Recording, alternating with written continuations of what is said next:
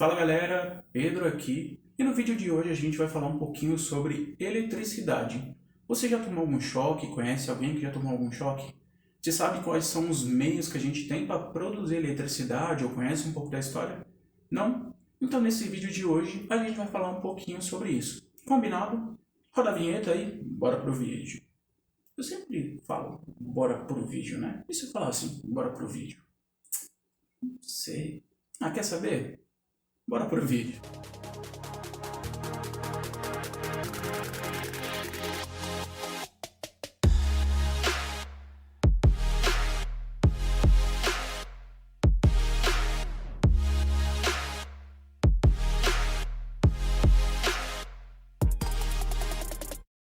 Então, pessoal, a eletricidade é um dos fenômenos mais naturais que existe, sendo que a sua manifestação mais intensa são os raios e os relâmpagos. A eletricidade é muito ligada também ao conceito de energia elétrica, que é a passagem e a transferência de cargas. Mas sabe, é bem mais complexo do que isso. Por exemplo, raios são descargas naturais em direção ao solo, e foi através desse mecanismo que os povos primitivos descobriram o fogo. Lembra que a gente comentou no outro vídeo que foi através do fogo, do raio caindo na árvore, que eles descobriram outro mecanismo, outras formas de iluminação como o fogo? Então, a eletricidade também gerou uma nova forma de luminosidade, que no caso seria o fogo. Mas, por exemplo, se a gente for entrar em conceitos mais aprofundados, como prótons, elétrons e átomos, esse vídeo ficaria muito longo, a gente pode ficar horas falando só disso. Mas quem descobriu e quando começou a entender um pouco disso foi com um filósofo grego, foi Tales de Meloto. É isso mesmo, produção? Tales de Meloto? De Meleto. Tales de... Olha eu falando tudo errado. Tales de Meleto, no século 6 a.C. Então Tales pegou uma pedra de âmbar e esfregou num couro de animal, e ele percebeu que gerava atração de pequenos objetos como palha. Ali ele conheceu a eletricidade estática através do atrito. Mesmo sem entender muito, ele estava pensando mais em magnetismo, mas ele estava descobrindo a eletricidade estática.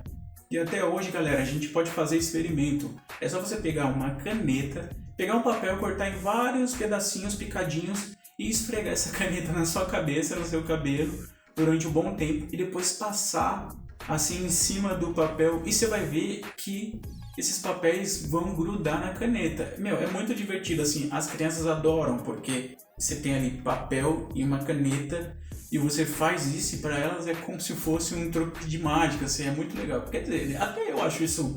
Cara, como que você pega uma caneta, estraga na cabeça e aquilo atrai papel? Isso é muito legal, a química, a ciência, a física são algo muito interessante. Então, depois do Tales, a gente tem um salto muito grande. Aí a gente vai lá para 1600, onde surge o trabalho do William Gilbert. Ele era médico da rainha Elizabeth. Não acredito. A rainha Elizabeth, lá por volta de 1540. Como essa mulher, ela é assim, ela tá desde que o mundo é mundo, né? Porque se ela tá ali desde aquela época... Desculpa, galera. Desculpa, produção. Desculpa a brincadeirazinha aí com a rainha Elizabeth, né? Porque todo mundo diz, todo mundo fala que ela viu todo mundo já passar. Mas voltando, galera, ele deu o termo eletricidade para os experimentos dele, que vem do termo latim, que é spectrum, que significa âmbar. Lembra lá do Tales? Então, né? Você vai fazer uma referência a outra, uma referência a outra, e aí você tem aí o conceito de eletricidade. Então, pessoal, agora a gente vai falar sobre a primeira máquina eletrostática. Ela foi desenvolvida por Otto von... Agora eu acho que eu vou ter que colar, hein? Deixa eu ver assim. Eu acho que é Otto von Guericke. Eu não precisei colar, não. Otto von Guericke, em 1663, em Magdeburgo, que é a atual Alemanha. A máquina nada mais era do que uma bola de enxofre que sofria atrito com a terra, e isso gerava essa eletrostática. Já em 1730, o físico William Gray identificou que, além da eletrização por meio do atrito, também era possível eletrizar corpos por contato, encostando um corpo no outro, eletrizando um corpo num corpo neutro. E através de tais observações, ele chegou ao conceito de existência de materiais que conduziam a eletricidade com maior e menor eficácia. Olha que legal!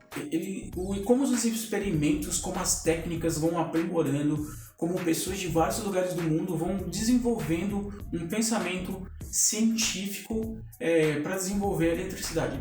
Isso é muito legal, pessoal. O conceito e o desenvolvimento da eletricidade ela só foi aprimorando durante o tempo. Então, pessoal, o Stephen Gray ele denominou como condutores isolantes elétricos. Com isso, ele viu a possibilidade de canalizar a energia e levá-la de um corpo para outro. Ele realmente era uma pessoa muito inteligente e tinha um pensamento sobre a questão de eletricidade e magnetismo muito grande.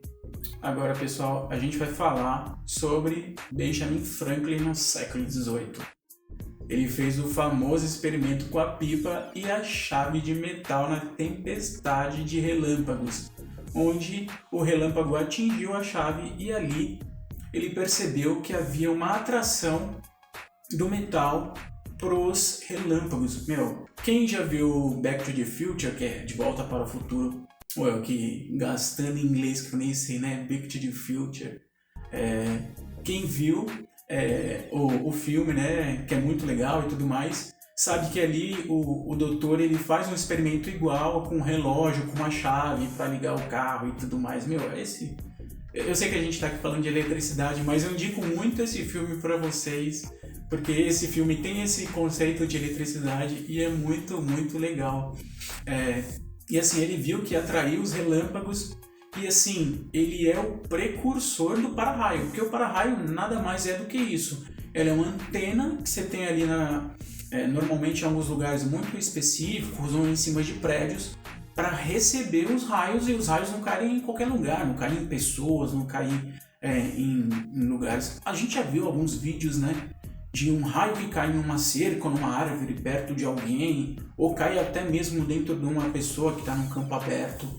Então, os para-raios eles servem exatamente para isso. Então, com todo esse conhecimento, esse foi o ponto de partida para a gente evoluir e entender um pouco mais sobre o que era eletricidade. Aí, já na Itália, os cientistas italianos, né, no caso, eles descobriram que gerar eletricidade era também um processo químico que acontece dentro do nosso corpo. Olha que legal. Então, você sai ali dos experimentos físicos de fora para os experimentos físicos dentro do nosso próprio corpo. Então, foi como eu disse, né? Como cada pessoa de cada lugar do mundo, que Benjamin Franklin está lá nos Estados Unidos, e você vê os cientistas italianos buscando novas formas de se descobrir um mesmo pensamento, né? Um cientista chamado Luigi Galvani, ele fez as pernas de uma rã se mexerem usando descargas elétricas, mas ele não entendeu bem como acontecia aquilo, né? Provavelmente ele tinha ali os mecanismos, mas ele não entendia como aquilo percorria dentro do corpo daquela rã e tudo mais, né? O mais interessante é como ele pensou, vou pegar eletricidade e vou meter na perna dessas rãs aqui, né? Que nem a gente às vezes fala, tu vai fazer um bolo e coloca um ingrediente completamente novo. Essas coisas assim, elas são completamente aleatórias, mas acaba gerando um conhecimento novo e muito legal. Então, galera, um outro cientista chamado Alessandro Volta, ele refez os estudos do Galvani e ele percebeu que as contrações elas eram causadas pelos metais nos nervos e nos músculos, e que o sistema nervoso usa conexões elétricas para enviar sinais ao corpo, né? Isso é muito legal, porque quem não sabe, o nosso corpo também tem eletricidade, ele é composto de eletricidade. Mas a maior descoberta do Volta foi a pilha elétrica por volta de 1800. Por volta de 1800, essa descoberta dele causou uma enorme agitação no mundo científico, quando ele empilhou discos alternados de zinco e cobre, separando-os por pedaços de tecidos embevecidos em ácido sulfúrico. Esse aparelho produzia corrente elétrica sempre que um fio condutor era ligado aos discos de zinco e de cobre das extremidades. Então ele passou a ser chamado de pilha de volta. E legal que a partir daí, todos os aparelhos que produziam eletricidade por meio de processos químicos passaram a ser denominados pelos seguintes nomes: células voltaicas, em homenagem ao Volta, e pilhas galvânicas, em homenagem ao Luigi Galvani, ou simplesmente, né, o que a gente chama hoje de pilhas. E o mais curioso, galera, a gente saber que as baterias de íon de lítio, essas que a gente tem nos celulares e tudo mais, sabe? A pioneira de tudo isso foi criada pelo Volta, que é a pilha voltaica. Ela era literalmente placas de cobre e zinco empilhadas, separadas por tecidos molhados com ácido. E aí foi a primeira vez que uma carga elétrica constante foi produzida. Olha que legal, né? Olha como o Volta ele conseguiu fazer todo um pensamento e um desenvolvimento para criar pilha. E olha como é legal. Antes de a gente ter grandes produtoras de energia, a gente tinha uma pilha que era algo pequenininho. Quer dizer, né? Naquela época uma pilha não era pequena, né? Uma pilha era algo bem grande, por sinal. Mas o desenvolvimento da energia não é algo que surgiu de algo muito grande para algo muito pequeno, né? Assim como na ciência, é algo que vem de algo muito pequeno e vai surgindo e vai expandindo para algo muito, muito grande. Ele ainda descobriu que a energia podia ser transmitida ao ligarmos conectores de carga positiva com negativa. Então, o Volta era um cara muito, muito inteligente mesmo. Então, galera, passou-se muito tempo, muitos estudos, muitos cientistas, mas não adiantava todos aqueles estudos, todos aqueles experimentos e entender as propriedades da eletricidade e saber classificar elas, identificá-las, se a gente não sabia produzir essa energia para o nosso próprio consumo, né? É aí que entra a imagem de Michael Faraday. Além de toda a contribuição do Faraday teórica com leis da indução eletromagnética e experimento da gaiola de Faraday, que é muito conhecido, o cientista criou em 1831 o chamado dínamo. Trata-se do primeiro aparelho gerador funcional a transformar energia mecânica em elétrica com a combinação básica de ímãs, formando um campo magnético em um disco de metal. Falando basicamente sobre a gaiola de Faraday, ela permite criar uma barreira de isolação em campos elétricos e eletrônicos, de forma que o campo elétrico ou magnético gerado no interior de um dispositivo não cause interferência em outros dispositivos próximos a ele. Também teve o inglês Humphrey Davy, ali por volta de 1800, que para gerar luz ele aquecia pedaços de metal com eletricidade para a substância brilhar e gerar energia. E isso foi chamado de lâmpada de arco. Só que, apesar de revolucionário, ela esquentava demais o metal e também esquentava demais o ambiente. Então, imagina se a sua lâmpada de casa esquentasse demais a sua casa. Ia ser um negócio. Será melhor ter uma fogueira dentro de casa, né? Não, tô brincando, melhor não ter fogueira não. Agora, pessoal, a gente vai falar sobre o embate do Tesla com o Edison. Acho que são dois nomes bem conhecidos dentro da área da eletricidade e tudo mais, né? A gente tem ali o Thomas Edison, que criou a lâmpada, né? Que todo mundo diz que ele é o pai da lâmpada. E você tem o Tesla, que criou a bobina de Tesla e que todo mundo chamava ele de cientista maluco e tudo mais, pelos experimentos muito diferentes que ele criava. O Edison criou a lâmpada ali por volta de 1879, se eu não me engano, nos Estados Unidos. E era uma lâmpada incandescente, ela era bem parecida com a lâmpada que a gente tem hoje.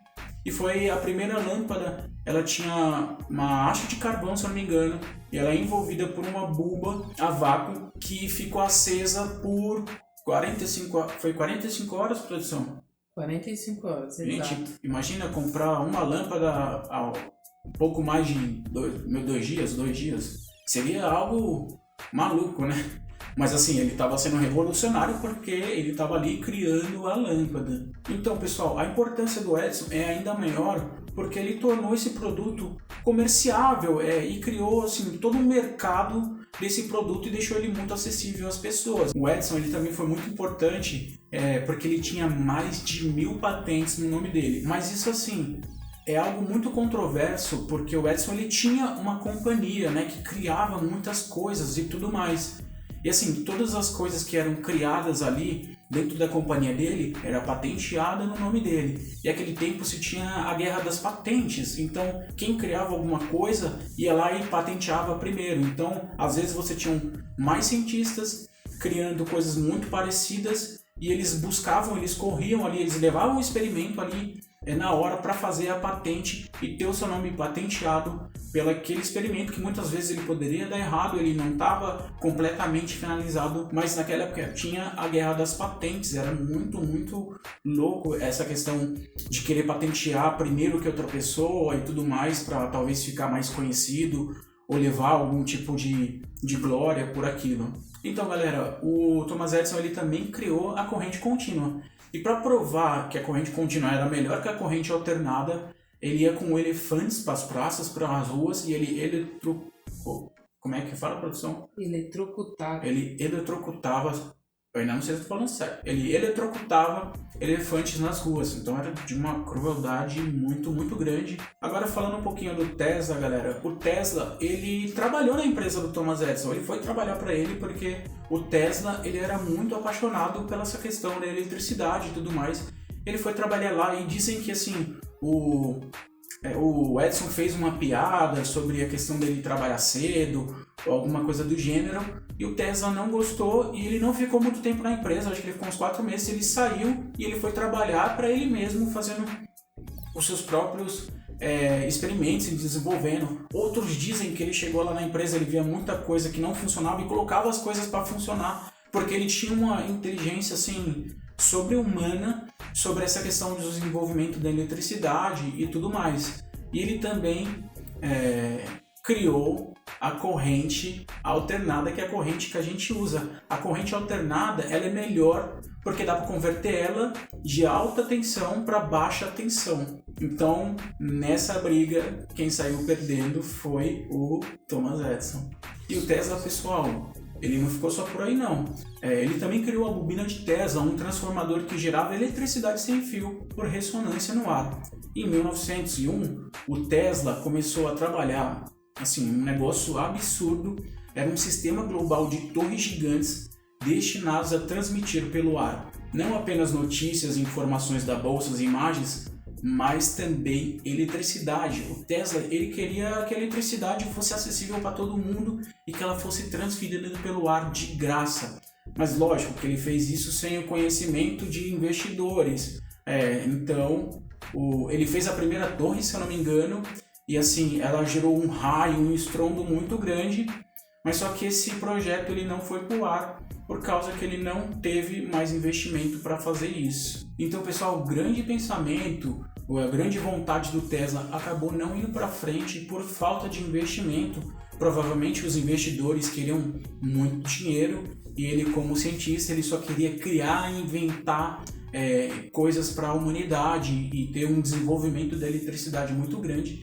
E ali naquela época era algo surreal. Até hoje, se a gente for pensar em eletricidade pelo ar distribuída de graça, é algo que as pessoas vão acabar dando risada, e provavelmente isso deve ter acontecido com ele. E o Tesla ele não parou só por aí. Ele inventou muitas coisas, como a lâmpada fluorescente, a transmissão de rádio, controle remoto, motor de indução, corrente alternada, que é a corrente que a gente usa hoje na nossa casa, a corrente que vem dos postes e tudo mais, é a corrente alternada. A corrente contínua, ela chega até um determinado ponto, mas a alternada ela vai indo e voltando, e conforme ela faz esse movimento, ela consegue ir para um lugar muito maior. E a corrente contínua, ela vai num espaço muito curto de distribuição. E ele também inventou a mais conhecida, a bobina de Tesla. Então, galera, depois que os produtos elétricos e tudo mais começaram a existir, ali chegou a hora de gerar energia em larga escala para atender a demanda desses produtos. E aí teve a primeira usina do mundo, ela foi em Pearl Street Station, em Nova York, inaugurada em 1882, e ela usava motores a vapor e inicialmente atendia só 400 lâmpadas. Não era muita coisa, mas ali no começo já era um grande desenvolvimento. Já a primeira vez que a força das águas foi usada para gerar energia foi no mesmo ano em Wisconsin. Eu acho que chama assim, né? Wisconsin. Para iluminar a casa de um rico produtor de papel da região. Pois é. E essa foi a primeira hidroelétrica. A hidroelétrica é um modelo muito utilizado aqui no Brasil, né? Todo mundo conhece, ouviu falar de hidroelétrica, de Itaipu e todas mais. Você conhece alguma outra produção hidroelétrica no Brasil? Eu conheço a de Itaipu. Conheço, mas agora não recordo. É sempre assim, né? Todo mundo fala, eu conheço 10 nomes, quando vai ver não conhece nenhum. Então, pessoal, a gente tem muitas formas de se criar energia hoje em dia, né? É o petróleo, o carvão, a nuclear. No caso nuclear, é a mais perigosa que se tem. A gente tem 2 grandes acidentes. Um que foi na Rússia, que foi em Chernobyl. Infelizmente, criou-se ali um grande problema para a cidade não é mais habitada. A gente tem um seriado, vocês podem procurar um seriado chamado Chernobyl, se eu não me engano é da Amazon. E tem também no Japão, qual que é o nome da cidade do Japão, produção? Fukushima. Tem também a de Fukushima, que também foi um grande problema ali para a região, e não só na cidade de Fukushima, como nas cidades satélites muito próximas. A gente tem de biomassa, tem eólica, tem solar, tem geotérmica. Então a gente tem várias formas de se criar energia hoje em dia. Então, pessoal, agora falando um pouquinho do Brasil, eu vou citar aqui um momento que aconteceu aqui no nosso país, que foi a crise dos apagões. A crise dos apagões ela aconteceu ali entre 2001 e 2002 e foi algo muito, muito importante na vida de todo mundo, né? Eu lembro muito bem, eu tinha ali meus 15, 16 anos e assim, a gente sofria com apagões constantes. Porque o que aconteceu? A gente teve uma escassez de chuva, né? A gente chama de uma crise hídrica muito grande. Então, os reservatórios das hidroelétricas eles estavam muito baixos, então eles não conseguiam produzir energia suficiente para ter ali uma constância de ter energia o tempo todo, todo dia, toda hora, para todos os lugares. Então, essa crise ela não era para assim uma região, uma cidadezinha pequenininha, um ponto muito específico, não, era para regiões muito grandes. A gente fala do centro-oeste, nordeste, sudeste, noroeste e tudo mais. Então essas regiões elas ficavam sem energia por horas. Então você imagina assim, como é viver, como é que é ter aquele momento onde você não tem energia e tudo mais. Agora, parando para pensar, assim, é lógico, a gente ainda não era o grande consumidor de tecnologia e de eletricidade que a gente é, como hoje a gente usa computador, celular, tablet e tudo mais, e está tudo plugado na tomada o tempo inteiro, né? Basicamente, o nosso celular está na tomada o tempo inteiro. Mas naquela época já se tinha esse problema muito grande, por causa que a gente tinha ali a nossa vida baseada na energia. E assim, foi algo, eu acho que marcou muitas pessoas. Me marcou bastante, assim, pelo menos nesse sentido, porque eu tinha ali meus 16, 15 anos, eu tinha uma certa preocupação se aquilo ia durar muito tempo, assim. Acho que a parte boa foi que durou somente 1 ano no Brasil, foi na época do presidente Fernando Henrique Cardoso. Pessoal, só uma adenda aqui, não vamos colocar a culpa no presidente Fernando Henrique Cardoso, ex-presidente no caso, né? Porque era por falta de chuva, assim, foi algo muito complicado. Mas assim, voltando, essa questão das crises e tudo mais, foi algo muito, muito delicado que a gente superou. A gente, em vários outros momentos, de lá para cá, a gente teve outras crises, outros apagões que a gente fala, outros blackouts, mas foi devido a vários outros fatores, como fiação com problema, cai uma edificação, um prédio não, né? Cai ali uma torre de energia, os fios que se rompem, ou acontece como aconteceu em Manaus ano passado e tudo mais, que houve uma crise muito grande de falta de energia devido a um problema lá na estação de produção de energia elétrica. E assim, hoje é algo muito, muito importante a energia, a eletricidade dentro da nossa vida. E assim, quando a gente fala na chuva, na crise hídrica e tudo mais, assim, o Brasil, acho que as maiores fontes de criação de energia no Brasil são as fontes de energia elétrica, né, de hidroelétrica no caso. Em São Paulo aqui, a gente, só fazendo adendo, em São Paulo, a gente tem a crise hídrica no caso, né? Que quando os níveis de chuva estão muito, muito baixos, a cantareira ela fica num nível muito, muito baixo. Eu vou colocar uma foto para vocês terem ideia. Como falta de água é algo que gera muito problema no Brasil. Porque assim, quando você tem falta de água, você pode ter uma crise de energia e uma crise hídrica ao mesmo tempo. Então, às vezes, pelo nível da cantareira estar tão baixo, a água que vinha dali era uma água cheia de barro, de lodo, era uma água bem nojenta, asquerosa assim. Por dizer que você não queria nem tomar banho com aquilo. Então era algo muito, muito difícil. A gente tem aqui no Brasil várias grandes e importantes fontes de energia que são as suas hidroelétricas. As mais conhecidas são de Itaipu, que eu falei lá para trás. Aí eu lembrei também, tem Belo Monte, tem a do Tucuruí e tem várias outras, pessoal. Agora eu não vou lembrar de todas. Mas assim, agora falando de um ponto sobre o consumo de energia dentro da nossa vida.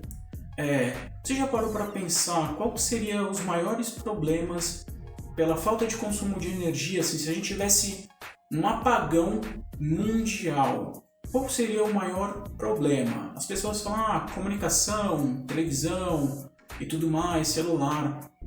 Eu acho, assim, eu pensei bastante sobre isso.